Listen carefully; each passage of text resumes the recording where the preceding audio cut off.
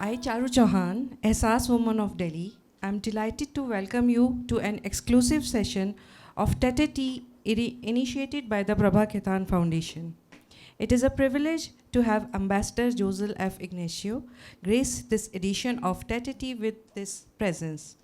We are all excited to hear from him, but before that, let me make a moment to share a few words about the Prabha Khaitan Foundation. Prabha Khaitan Foundation is a non-profit organization based in Calcutta dedicated to promoting literature, performing arts, education, gender equality, and women's empowerment. With a deep-rooted commitment to cultural enrichment, the foundation curates a diverse range of initiatives that bring together voices from across the artistic and literary spectrum. From engaging author meetups and prestigious book launches to thought-provoking panel discussions and literary festivals that welcome both emerging and established writers, the foundation fosters a thriving literary landscape. Beyond literature, it celebrates artistic expression through boutique festivals and captivating performances by singers, dancers, and theatre artists. Through these initiatives, Prabha Khaitan Foundation continues to preserve cultural heritage, spark meaningful conversations, and create spaces where creativity and expressions flourish. Now, it's my utmost pleasure to introduce our guest, Ambassador Josel F. Ignacio. Ambassador Josel F. Ignacio brings nearly 27 years of diplomatic experience to his current role. He began his career in 1997, initially focusing on overseas Filipino workers, a core mandate of the Department of Foreign Affairs. He later transitioned to political security and regional affairs, serving in key roles including Assistant Director of the US Division and Special Assistant to the Secretary of Foreign Affairs. His international postings include the Philippine Mission of the UN to the UN in Vienna 2003 to 2009, Minister for Political Affairs in Tokyo 2012 to 2018, and most recently, Council General in Shanghai 2021 to 2024. At DFA headquarters, he served as Director for Northeast Asia and Deputy Assistant Secretary for Asian and Pacific Affairs. Ambassador Ignacio holds degree in psychology and philosophy and is an alumnus of the US State Department's International Visitor Program on Preventive Diplomacy and Conflict Resolution. Today's conversationalist is Ms. Indrani Bagchi, Chief Executive Officer, Ananta Center. She was associate editor with the Times of India, where she reported and analyzed foreign policy issues for the newspaper from 2004 to until 2022. As diplomatic editor, Indrani covered the Ministry of External Affairs on her news beat, as well as interpreted and analyzed global trends with an Indian perspective. Earlier, Indrani ji worked with India Today, a premier news magazine, The Economics Time, and The Statesman. So without taking much time of yours, I give the floor to both of you. Welcome. Thank you, and thank you to the Prabha Khaitan Foundation. Calcutta is my hometown, so I'm particularly pleased. I'm even more pleased to be in conversation with Your Excellency, Josel Ignacio, because for those of us who follow foreign policy and strategic issues, which is what I have done for the last 100 years, it was a very, for us, we were glued to our desks in 2016 when the Permanent Court of Arbitration actually ruled in favor of Philippines in the South China Sea and against China. We will refer to that later. But for the moment, I'm going to sort of step back a little bit and let Ambassador Ignacio talk a little bit about what brought him here and how he sees the future of this bilateral relationship. Ambassador. Thank you, Indrani, and good afternoon. Thank you to the Prabhakaitan Foundation. Thank you to all of you for your interest in the Philippines. I arrived here a year and a half ago in India, transferring from out of Shanghai, where I was Consul General. I'm here in India on the unexpected appointment of my president. And I'm very fortunate to be here. It's such a good time to be here. I've always said since I arrived, since I landed. It's a good time to be in India, not only because, partly because India is such at a very important stage in its national development. It's one of the largest, fourth largest economy now. India is on the rise in terms of its global influence. And I'm happy to say that matching that, parallel with that, the relationship with the Philippines has also risen significantly over the past decade, coinciding with the Act East policy, and especially over the past 5 years. Part of my mission and part of engaging you today is what I see to be the need for us Philippines and India to get to know more each other, even as our relationship is on an unprecedented upswing. And there's a lot of getting to know you that needs to be done, and that's part of the reason why we are here today. And I hope that through our interaction we'd be able to clarify and help shine a light on where the two countries stand. And there's a lot of common cause, and there's a lot of things happening. For instance, outside, I was just talking to Indrani about the Philippines having started to offer visa-free entry for Indian tourists, and then the resumption of direct flights come October. So that's on the people-to-people side, which has always been the driver of our relationship. I mean, many things to talk about, but for that, now I step back and give it over to you. Thank you. Thank you, Excellency. Let's start with you personally. I believe you could have been a monk, you could have been a priest, but you ended up being a diplomat. What was that journey like? Fortunately for the church, I did not. I did not. No, well, so I was in Catholic seminary for 8 years, from 12 years old. Minor seminary is how we call it, until I was 19 when I earned my first degree. Many Filipino mothers are very staunchly Catholic, and it's a dream of theirs to have a priest son, and I was there. But anyway, my aspirations took me somewhere else, and my mother was very supportive. She wanted me to be a priest when I didn't want to be a priest anymore. She said, you have a gift for languages, and maybe you could try your hand being a consul. And then 10 years later, she comes across the newspaper advertisement of the Philippine Foreign Service for the examination, hands it to me, and here I am. Tomorrow is my 28th year in the Foreign Service. Congratulations. We are getting ready for direct flights from Delhi to Manila.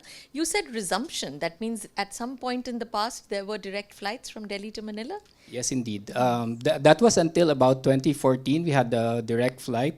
It was an on and off thing, we would launch it in 2010, launch it again, and then it would be a direct flight for a couple of months, and then the load factors just weren't there. Yeah. And then they would break the flight, to pick up passengers, just to create that load. But now we feel that there's more confidence because like the Indian middle class spending power is there. Indians are already, I think, the fifth globally for outbound tourists. And our president himself, no less, has articulated the policy that we want to have Indians make up the top tier tourists in the Philippines. Many Indians study in the Philippines. Many have roots there. The British brought Indians to the Philippines in 1764, and we have Indian descent. So now there's people-to-people connection. There are drivers for that: business and culture and education. So if you would look at, say, business, which is always literally the thing that binds countries and people together, in some ways, we've had a similar trajectory because the IT revolution has touched you, has touched us. You are still in the IT space, and so if you were to look at the India-Philippines business relationship, what are the areas that you would look at and that have the potential for greater growth? Okay, so thank you for that, Indrani. So part of the mission is to grow business. I find that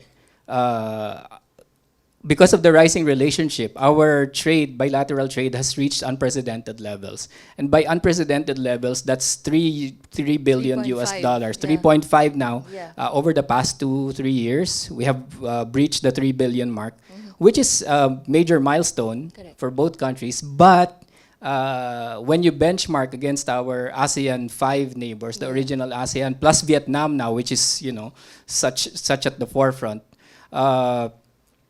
that is minuscule relatively. Because ASEAN 5, the trade is about 15 billion upwards, including Vietnam, 15 to 30 billion, and we're still at the 3 billion. So the challenge is finding the spaces, or increasing the basket of goods that we can trade, finding complementarities. So there's that challenge for trade. But now we have business missions coming in. We would have trade talks, government to government. Of course, that's also aided by our move to have a preferential trade agreement bilaterally. Yes. And regionally, the ASEAN And India, India FTA. FTA, which is a bit more challenging, I think. So we're looking at the PTA as well. So the PTA, the preferential trade agreement that we are going to negotiate, would that be on top of the India-ASEAN FTA? And so that would be India-ASEAN FTA plus. Yes, so they would be complementing each other. Although the PTA, we have not begun the negotiations proper. We're still negotiating sort of the terms of reference for that. But both will be, sort of complementing each other. On the IT side, and I forgot to mention that my very first job was in an BPO company Really? in 1992, which is now an Indian company, Innodata.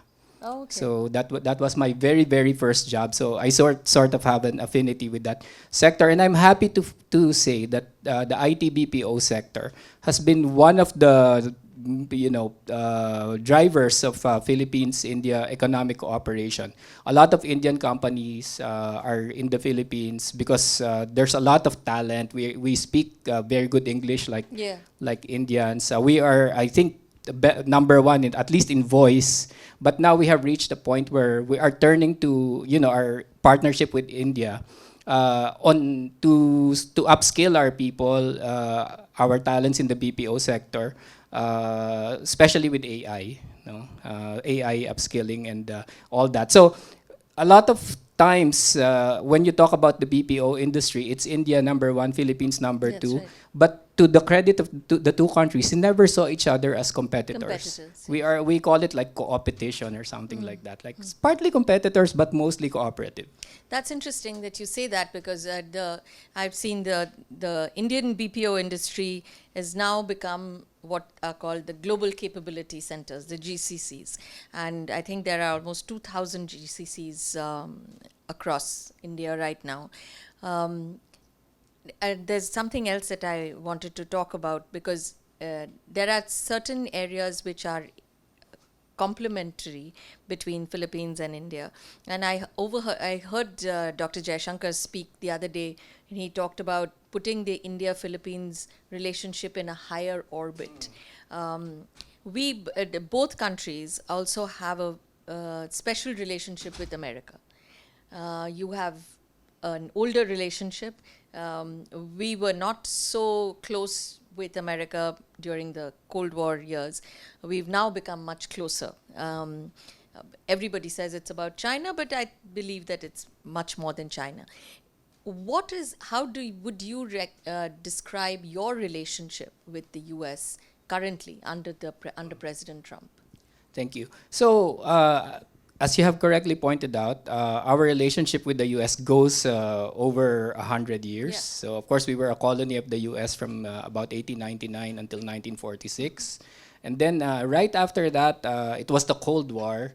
So, upon independence of the Philippines, we sort of transitioned right away to becoming a treaty ally of the U.S. So our mutual defense treaty, which is the basis for our security alliance with the U.S., dates back to 1951. So it's a quite an old relationship. Right now, support for the Philippines from the U.S. has not really wavered. The support for the Philippines in the security arena has always been bipartisan. It crosses the party lines. And even now under Trump, the second Trump administration, we have seen that reinforced. In fact, the U.S. Secretary of State Rubio, the Defense Secretary also have affirmed the security guarantee that we first heard from the first Trump presidency, reiterated by the Biden administration, and we are happy that that is still being reinforced by the second Trump administration. So India obviously doesn't have that kind of a security alliance, and I don't think we ever will. But what we do have is a, shall we say, a convergence of interests. And a lot of the convergence of interests centers in your part of the world, which is in the South China Seas. I get asked this question all the time, which is if China invades parts of Southeast Asia, particularly Taiwan, what are we going to do? My question to you is exactly that. What are you going to do? Well, it's a very complicated situation, but if well, as I have mentioned earlier, we are treaty allies with the U.S. So I think without prejudging, what's gonna happen, I think just looking at the terms of our mutual defense treaty, there's an obligation to come to each other's aid. So I think that's the most I can say about that. But of course, Taiwan is we're I think the closest geographic neighbor of Taiwan also. So what happens there impinges upon upon the Philippines certainly, but upon the larger, it has a bearing on the larger security of the region also, and the geoeconomics of it. So for the benefit of our audience, give us a sense of how you see the South China Sea issue as it is today. I mean, for many of us have followed it, but it's not so well known in the larger context. So give us the sense of. Thank you. Thank you for that question. So I think one of the things I like saying about the South China Sea issue is that it's quite prone to misapprehension, misunderstanding, because when you see it from a third party outsider's point of view, it's always cast as the South China Sea territorial disputes. Yes. Which sort of gives off a sense that all the claims are equal when they are not. And this is where rule of law, which as you said, the South China Sea centers, of course, is about the Philippines and and the other littoral states in the South China Sea. But the rule of law affects everyone else in the world, including India. So, what I'm saying about the claims being not equal is that the littoral states in the South China Sea, based on the UN Convention on the Law of the Sea, all the littoral states, China and the rest, are entitled to certain maritime zones, like 12 nautical miles territorial sea, 200 nautical miles EEZ, and all that. No? And we have to adhere to that. And that is what has been affirmed by the arbitration award that we got in 2016. And it's not just something as simple as it's about very defined zones, maritime zones, but it's also about certain things like what defines an island. And an island, according to that tribunal, must be self-sustaining, must be able to sustain anyone who lives there naturally. It must not be one that is man-made. These nuances, there are many nuances, but I think that award has affirmed many of the Philippines' propositions, and it has strengthened our case. Especially, it has nullified any claims that go beyond these very defined measures. So I think in the end, we fight according to rule of law, according to international law, because rule of law and international law being, an equalizer of sorts. Because I think at the end of the day, we have to concede that in terms of military power, some countries have more than others. In the Philippines, we are trying to boost our defense capability. But in the end, nations big and small, we're all equalized, before the law. Except that those islands have now become reality. The militarization of those features, I think that is what the PCA said. They have now become reality. Can we take the clock back? Well, I think this is where the kind of cooperation and partnerships that the Philippines and its like-minded countries and even allies are doing by the multilateral maritime cooperative activities. For instance, those what you call FONOPs, no? FONOPs, Freedom of Navigation Operations, just to show that, what the other party is claiming to be its territorial sea is not recognized as territorial sea by international law. So it's important to be doing this kind of activities, even though, in the end, even though we concede that, or we acknowledge that, some islands have been rebuilt, unfortunately, that are not, that do not belong to the other countries. Philippines is sort of presented with a particular challenge because, among other things, your fishing boats are now open targets by the Chinese Coast Guard, by the Chinese Navy. How can your neighbors, certainly the other ASEAN neighbors, under the ASEAN Code of Conduct, how can they help you deal with this better? Because every other day they're spraying water cannons on your fishermen. Well, ultimately, it's our own responsibility as a sovereign country to guard, to protect and oversee our legitimate entitlements as per the law.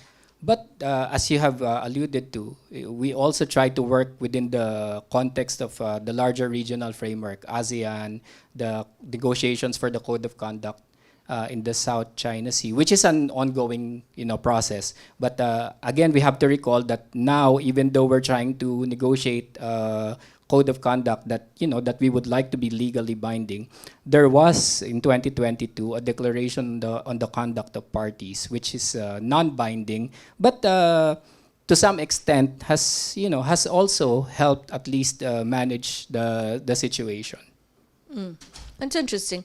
Is there anything, to switch back to the bilateral relationship, if you had to prioritize areas of cooperation with India, what would they be? And how can India help Philippines, or how can we work with Philippines on your development journey? Thank you. So right now, the more prominent a very prominent aspect of our relationship is not exactly on the developmental side, it's on the security, and I would like to highlight this, of course, is on the security and defense aspect sphere, which is as exemplified by the BrahMos, Yes. By the BrahMos deal. We have now, regarded India as one of the top of mind countries when it comes to our defense equipment acquisitions and modernization. Our defense modernization is anchored on our concept of a comprehensive archipelagic defense. Because unlike India, which is this subcontinent peninsula, the Philippines, as you know, is an archipelago of 7,600 plus islands, which is harder to manage, very porous, and so we have to look at this comprehensively. And India has now become one of our sources of potential sources of defense equipment for that. Developmentally, India has been there also.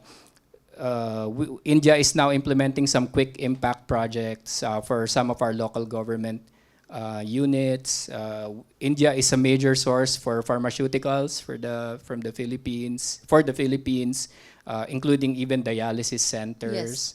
Yeah, but we feel that this should be mutually reinforcing. So we are also trying to look at what best practices both sides can reciprocally offer each other. That's interesting, and it's interesting you spoke about defense and security, because I think for all of us, one of the most surprising pieces of news was the sale of BrahMos to Philippines. We were all making bets on who would get it first, and our bet was on Vietnam. It turned out to be Philippines, which was very interesting. I also noticed that we might be selling you the Akash missiles, which were so effective during the recent Op Sindoor with Pakistan. But I saw the chief of the armed forces of Philippines, who was here for the Raisina. I think one of the things that he said was he wanted to bring India into the Squad, which is a military alliance of Japan, US, Australia, and Philippines in the South China Sea. Have you proposed this officially or unofficially to the Indians, and what is the Indian response? Well, this has not really, I think, entered the formal discourse, no, at this point. But I think the Philippines and India right now, what we're doing is sort of mooting ideas, how we can be of assistance to each other, how we can be mutually reinforcing, because we are like-minded in very many ways. We have a sense of common cause about the maritime sphere, no, Indian Ocean, securing sea lanes for communication for supply chain, for security, combating problems like piracy, and all that. There's dialogue that we started in December, which is the Track 1 Maritime Dialogue with India. We are participating also somehow in Indian Ocean Dialogue. So we are exploring at this point, what we can do concretely. You referred earlier to Minister EAM Jai Shankar talking about placing the relationship on a higher orbit, and we feel that we are entering a very strategic phase in our relationship where we are elevating its complexion, its the scope of cooperation, and certainly these things, the maritime sphere is part of that. So that's why I'm going to open this up for questions, but my last couple of questions before we... so one of the things that we are looking for, and you spoke about supply chains just now. Supply chains is literally on top of everybody's minds. We are diversifying. Everybody is diversifying. I don't know of a single country that in the world that is not. We are all diversifying, looking for resilient supply chains, and in the face of the fact that China's weaponized its rare earths and minerals exports, we are all looking for other sources of minerals, and I think Philippines is the largest reserves of nickel in the world, most of which goes to China, by the way. Is there any way that you are thinking also of diversifying your markets from China to other parts of the world? True. Thank you. Well said and well researched. Yes. So probably not the top. I think Indonesia and some one more country would be at the top of that list. But we are among the top producers of nickel. Heretofore, we have exported nickel mostly in raw ore form, and you would want more value added there. Correct. Also to benefit the local communities, and so we would want to set up our own processing, and that's part of the items that we are exploring with India. How India can invest in the Philippines to develop some nickel processing facilities, especially since India is also rapidly entering into the EV world. Yes. As you know, nickel is a major component for EV batteries.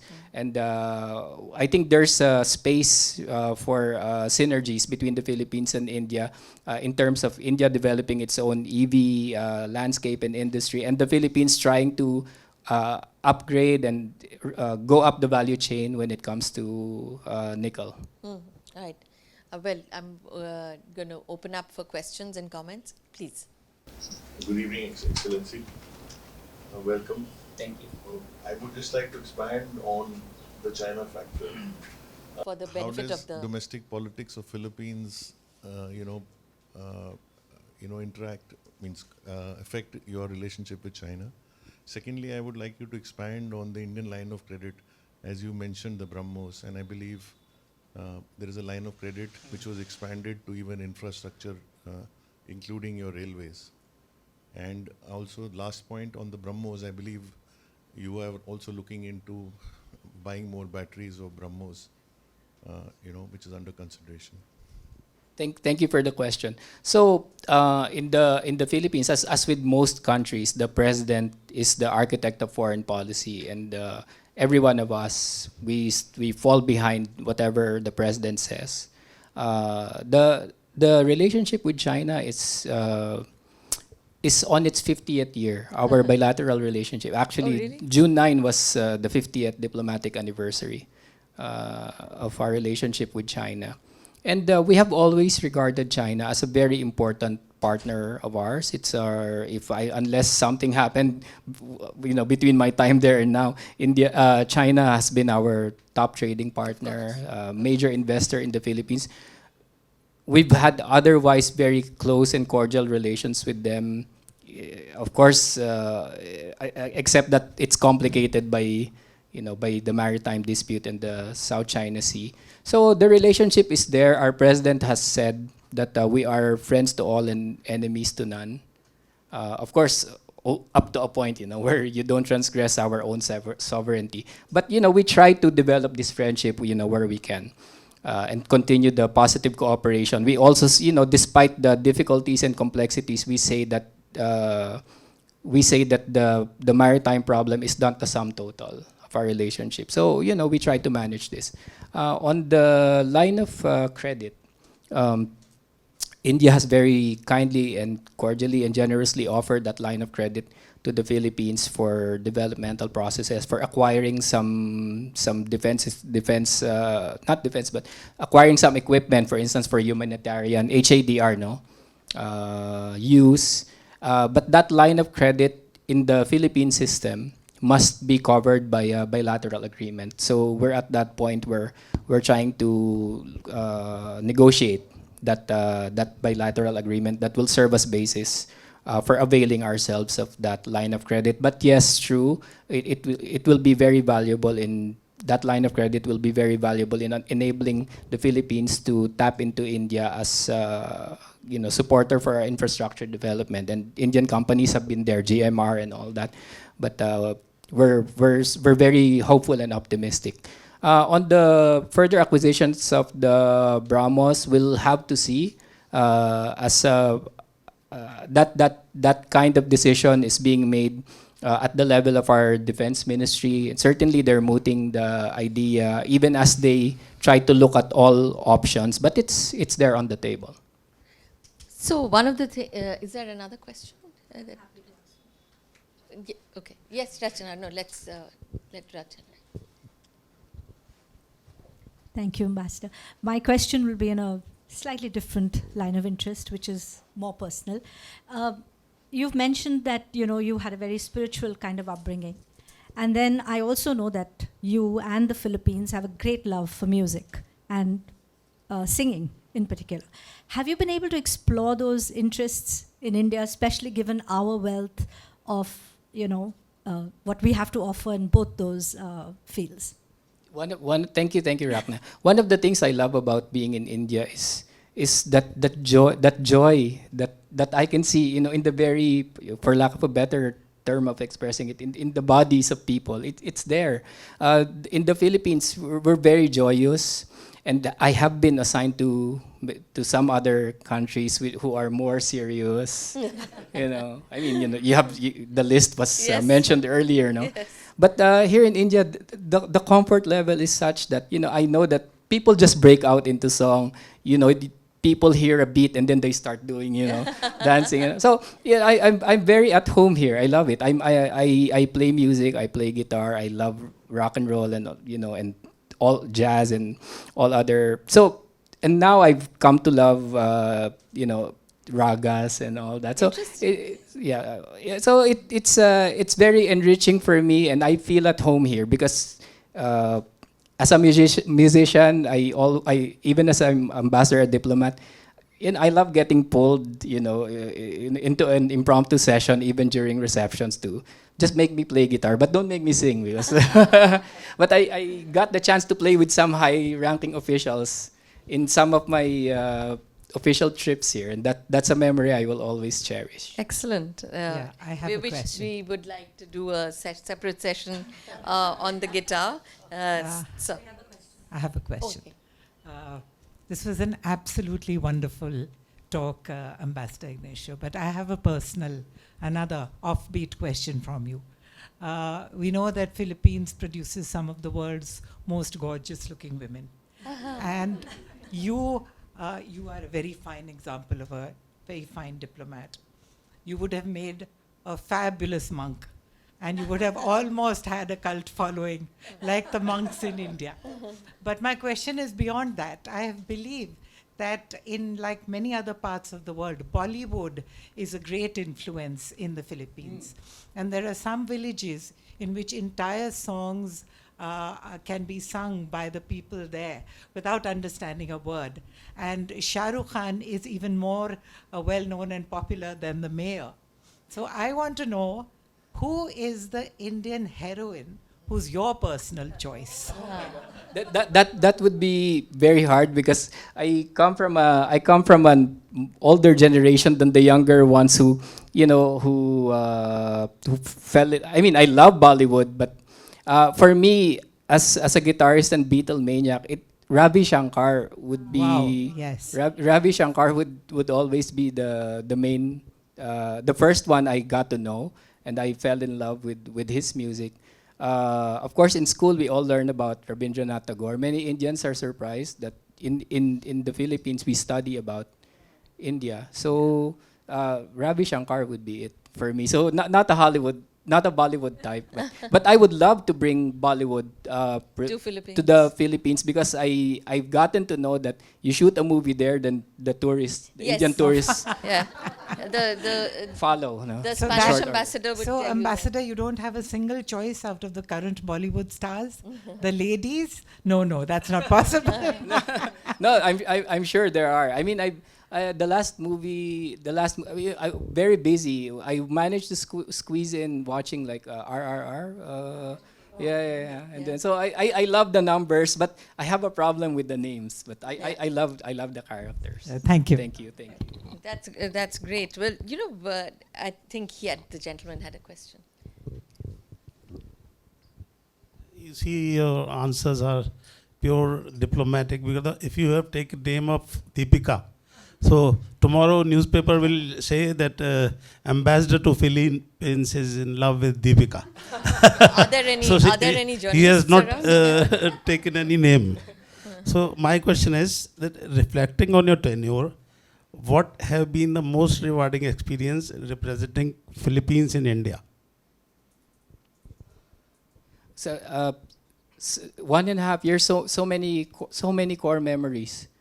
So there's no, unfortunately there's no top of mind for now. But as I think at the beginning of this session, I said that I feel very fortunate that I have come to India at this point when the relationship is enjoying such dynamism. I've spoken to a number of counterparts at MEA and some high officials, and I don't think I'm alone in describing the relationship for the first 60 something years of our 75-year-old relationship as cordial and warm, but otherwise maybe to some extent a bit somnolent. No, nothing much going on.